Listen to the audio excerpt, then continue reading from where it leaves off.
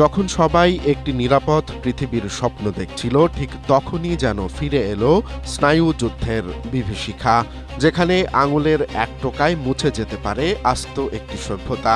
শুক্রবার ভিয়েনায় এক নিরস্ত্রীকরণ সম্মেলনে মার্কিন স্টেট ডিপার্টমেন্টের আন্ডার সেক্রেটারি থমাস ডিনানো এবার এক চাঞ্চল্যকর তথ্য প্রকাশ করেছেন।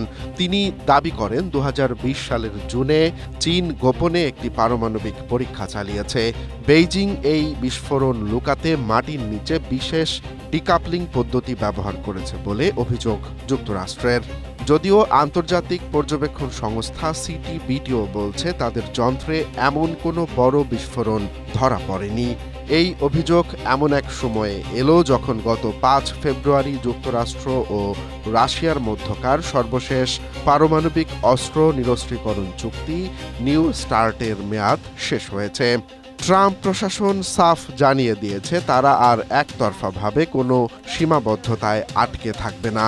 চীনের ক্রমবর্ধমান শক্তিকে মোকাবেলা করতে এখন নিজেদের পরমাণু ভাণ্ডার আরও আধুনিক ও শক্তিশালী করার পথে হাঁটছে ওয়াশিংটন। অন্যদিকে বেইজিং একে ভিত্তিহীন দাবি করে বলছে তারা আত্মরক্ষামূলক কৌশলেই অটল। দুই পরাশক্তির এই জেদ আর পাল্টাপাল্টি অভিযোগে বিশ্ব আজ এক অনিশ্চিত পরমাণু প্রতিযোগিতার মুখে দাঁড়িয়ে, যেখানে শান্তির চেয়ে বারুদের গন্ধই বেশি প্রবল।